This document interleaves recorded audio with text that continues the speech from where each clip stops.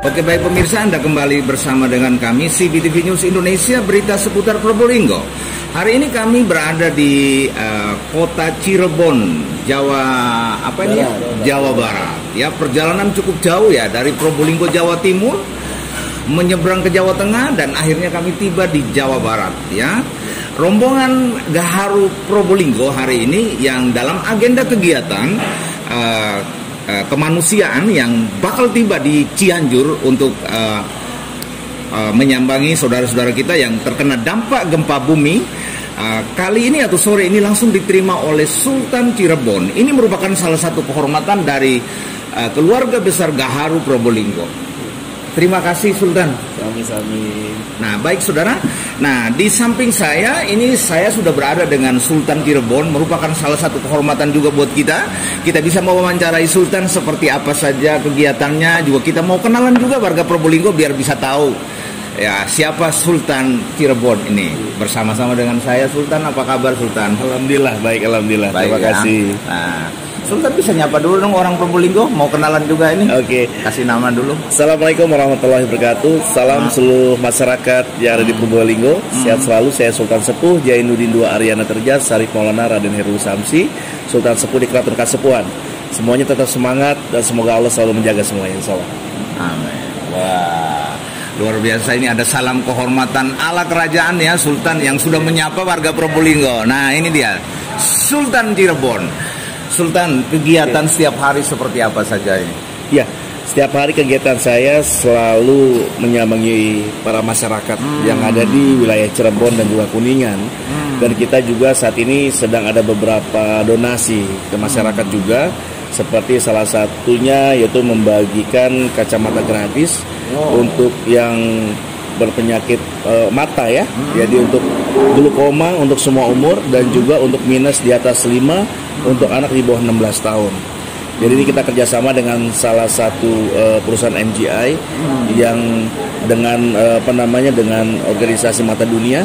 Bagaimana kita peduli terhadap generasi penerus kita agar mata anak Indonesia selalu indah dan juga ceria. Wah, ini memang pangeran Cirebon ini luar biasa ini ya, terobosannya tetap perhatian kepada rakyatnya ini luar biasa. Nah, Pangeran Sultan tadi ada bicara tentang Kesultanan Cirebon dan Kuningan, apa bedanya? Ya, Cirebon dan Kuningan ini menjadi satu wilayah di mana dulu ini masih kekuasaan itu masih dalam wilayah Kesultanan Cirebon.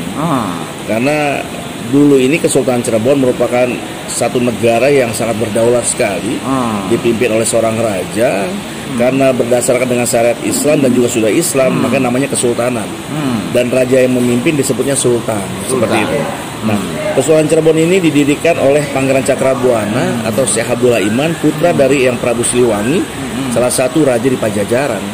Nah, lalu turun ke Sunan Gunung Jati dan turun lagi kepada putranya dan juga saat ini turun di saya, seperti itu.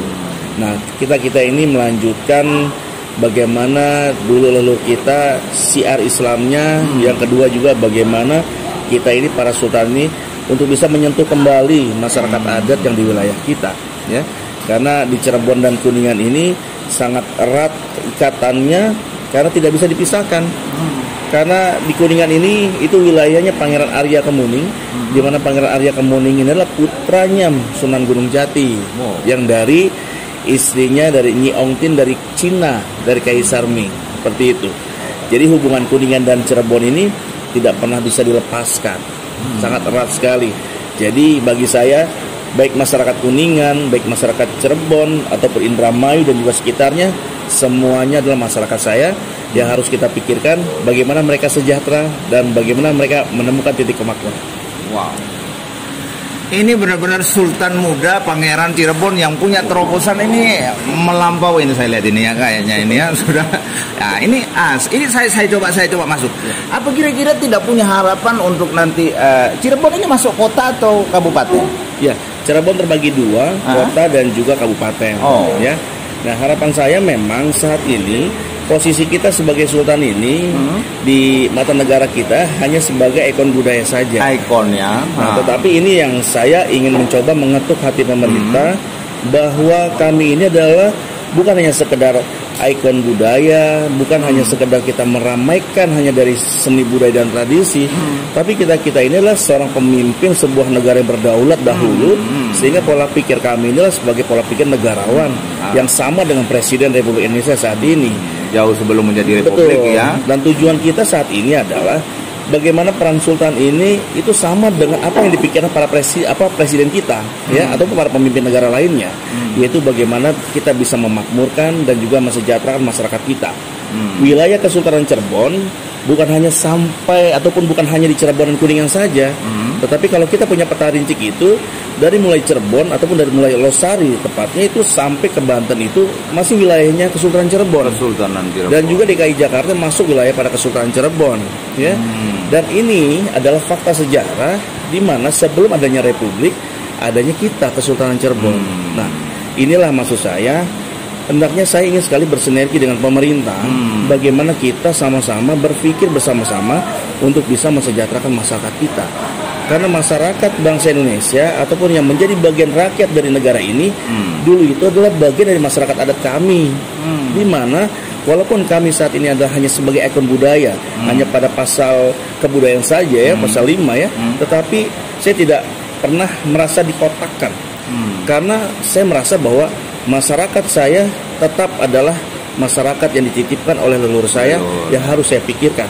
Walaupun saat ini mungkin saya masih penuh keterbatasan bagaimana untuk menyentuh masyarakat saya, bagaimana konteks bisa mensejahterakan mereka, karena saya tidak punya kewenangan.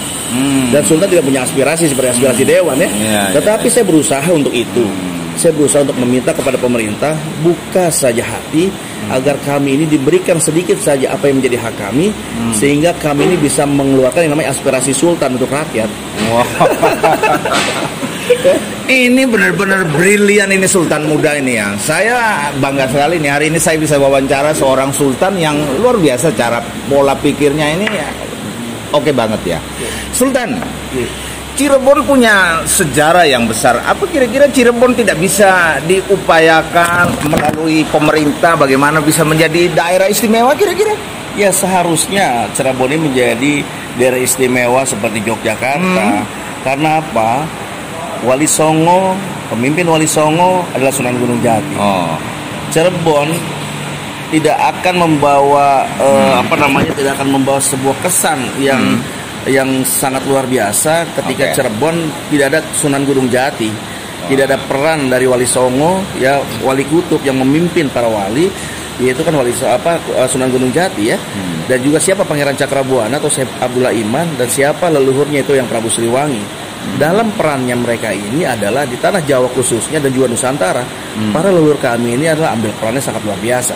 Jadi bagi saya, empal gentong yang namanya nasi jamblang tidak akan ngetop kalau nggak ada Kanjeng Sunan. Ya. Ini kalau para raja sudah mulai bicara modelnya kayak begini. Dan saya harap raja-raja Nusantara juga saat ini sudah mulai harus berpikir luas dan terbuka. Karena biarkanlah mengenai tradisi, mengenai seni budaya, biarkanlah saudara-saudara kita yang memang seniman dan budayawan yang fokus mengurusi hal itu. Kita sebagai raja dan sultan ini harus duduk bersanding dengan negara, baik itu presiden, gubernur, bupati ataupun wali kota. Kita sama-sama berdiskusi bagaimana membuat rumusan untuk bisa mesejahterakan masyarakat kita. Kita bukan karena kita nggak punya kewenangan, kita tidak bisa mempunyai sebuah action langsung kepada masyarakat. Tetapi saat ini saya buktikan, walaupun kita tidak punya aspirasi sultan, ya, seperti dewan, seperti mungkin pemegang kebijakan bupati ataupun wali kota, tetapi saya berusaha bagaimana saat ini Sultan Cirebon harus ambil posisi menyentuh masyarakat. Dan ini saya ingin sekali raja-raja Nusantara pun begitu. Karena masyarakat adat Nusantara ini yang di bawah raja-raja dan sultan, yang dulunya ada raja dan sultan, ini rindu disentuh seorang raja. Janganlah kita hanya ingin hebat di istana kita, ingin dihebat-hebat oleh rakyat, datang ke keraton dihormat-hormat, disembah-sembah, tapi di saat rakyat kita ingin didengar keluhannya, kita nggak mau menyentuh mereka. Nah, hal ini yang saya lakukan. Saya mencoba turun ke bawah, bertemu dengan masyarakat langsung. Ternyata luar biasa sekali. Walaupun saat ini kita cuma ini hanya yang bisa, namanya warisan leluhur ini, ya. Kita saat ini bukan sekadar ikon itu tadi. Jadi dalam arti gini lah, saya harap para sultan dan raja Nusantara, ayo bangkit. Kita sama-sama sudah berpikir sebagai negarawan. Kita berdiskusi bersama-sama. Kita punya tanggung jawab bersama-sama. Yang menjadi bagian dari rakyat Indonesia itu terkotak-kotakan berdasarkan wilayah dari sebuah kerajaan dulunya. Karena negara Indonesia ini tidak menjajah para raja dan sultan, tetapi diizinkan, direstui oleh para raja dan sultan untuk berdiri. Berdirinya sebuah negara satu, ya harus ada wilayahnya. Wilayah siapa yang dipakai oleh Republik Indonesia? Para raja dan sultan. Lalu yang kedua ada rakyatnya. Rakyat siapa yang dipakai oleh negara ini? Rakyat para raja dan sultan. Yang ketiga, siapa yang mengakuinya berdirinya adanya negara Indonesia?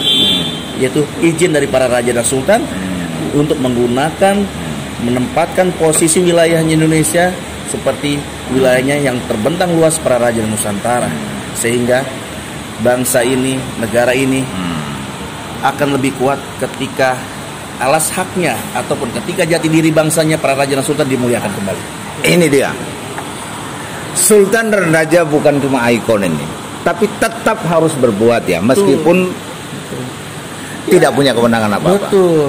Nah ini dia, ini yang namanya warisan yang tidak pernah luntur ini. Ini sultan luar biasa ini sultan ini ya. Gitu. Baik Sultan, saya mungkin atas nama keluarga besar Gaharu Probolinggo yang sebentar lagi akan menyaksikan tayangan ini. Ini katanya mendapat satu kehormatan luar biasa, rombongan Gaharu Probolinggo yang melakukan kegiatan kemanusiaan di Cianjur dan langsung diterima oleh Sultan ini. Kenapa begitu Sultan? Ya, karena ini suatu hal yang sangat luar biasa. Ya, Pak Haji Samsul Alam ini saya bertemu beliau waktu saya kunjungan ke Sulawesi Selatan dan beliau sendiri yang memfasilitasi saya untuk bisa bertemu dan melihat langsung. Di sana itu kerajaan Wajo ya, dan juga masyarakat di sana di Tosora ya. Dan di sana ternyata ada makam leluhur kami, yaitu Jamaluddin Al-Akbar atau Jumadil Kubro. Itu adalah buyutnya dari Sunan Gunung Jati di sana. Nah, lalu ketika saya melihat perjuangannya beliau dengan bersama asosiasi Gaharunya, ini ada satu hal edukasi yang penting bagi saya, bahwa saya tahunya kalau Gaharu itu kalau kita lagi ada prosesi agama, kita lagi tawasulan, kita sering kasih wawangian toh. Nah, Gaharu ya. Nah, itu dia. Saya pikir ini Gaharu sangat sulit sekali didapatkan, tapi begitu saya mendapatkan edukasi dari beliau, ternyata di Nusantara kaya sekali. Kaya sekali. Apalagi dan beliau peduli sekali kepada masyarakat, kepada apalagi sekarang ini dengan korban bencana alam. Luar biasa pikir, ya. Beliau ini harus menjadi pemimpin di Sulawesi Selatan. Beliau harus jadi gubernur di sana itu ya. Ini Sultan ini yang ngomong loh, ini loh bukan saya loh ini. Ini Sultan yang ngomong ya. Ya, ini biasanya Sultan kalau ngomong itu ada pasti dikabul itu. Nah, ini Sultan saya mau tanya ini. Tadi saya dapat bocoran ini, Sultan bukan cuma terima hari ini, tapi katanya besok mau dampingi ke lokasi ini. Ini luar biasa ini. Sultan mau turun sendiri nih. Biasanya Sultan cuma hanya perintah-perintah ini. Iya. Karena memang di sana banyak bukan hanya masyarakat yang memang masih terangkai pada keluarga besar Cirebon, tetapi ada juga sesepuh kita yang di sana. Ada Umi Gelar juga yang di sana, yaitu putri dari Anggelar di sana, yang memang juga masyarakatnya terkena musibah. Jadi saya pikir inilah yang saya mau juga para Raja Sultan ini turun ke lapangan juga. Momennya penting, kita tidak punya kuasa apapun, tidak punya diberikan satu space kekuasaan apapun oleh di negeri ini, tetapi peran kita sama. Dan mungkin dengan kita satu yang kita lebih unggul dibandingkan mereka-mereka yang mempunyai peran penting di negara ini, yaitu apa? Kita punya marwah. Marwah leluhur kita itulah yang akan kita bawa bersama-sama bertemu dengan masyarakat. Oke, 30 menit bersama Sultan Cirebon. Sultan, terkait kejadian ini punya harapan atau mungkin bisa disampaikan untuk warga Cianjur yang lagi merasakan ini berduka? Baik, untuk masyarakat Cianjur, peristiwa ini memang semua tidak diinginkan oleh kita semua, tetapi ini merupakan kehendak dari Yang Maha Kuasa atas ujian dan cobaan ini. Musibah ini kita ambil positif, menjadi sebuah pembelajaran diri kita agar kita bisa menambah lagi dari sisi keimanan kita. Allah tidak pernah salah dalam memberikan sebuah ujian kepada hambanya, tetapi Allah memberikan sebuah gambaran bagaimana kita untuk kedepannya ini bisa melakukan tatanan yang baik sesuai dengan yang Allah perintahkan. Tetapi alhamdulillah ketika ujian ini tiba, Allah gerakkan seluruh saudara-saudara kita yang masih mempunyai hati untuk bisa berkunjung ke sana, sehingga dengan nilai silaturahmi insya Allah Cianjur akan bangkit kembali. Baik, terima kasih Sultan Muda. Sama-sama. Saya punya kehormatan bisa berbincang-bincang dengan seorang raja muda ya, Cirebon. Ini merupakan satu kehormatan. Tidak gampang ini kayaknya ini ya. Baru kali ini saya bisa punya kesempatan bisa mewawancarai turunan Sultan langsung ini ya. Ini luar biasa. Punya ide-ide cemerlang tentunya untuk membangun Republik Indonesia yang lebih baik. Betul. Nah, oke baik pemirsa, demikianlah 30 menit bersama Sultan Muda Cirebon. Bersama dengan kami CBTV News Indonesia, berita seputar Probolinggo. Assalamualaikum warahmatullahi wabarakatuh.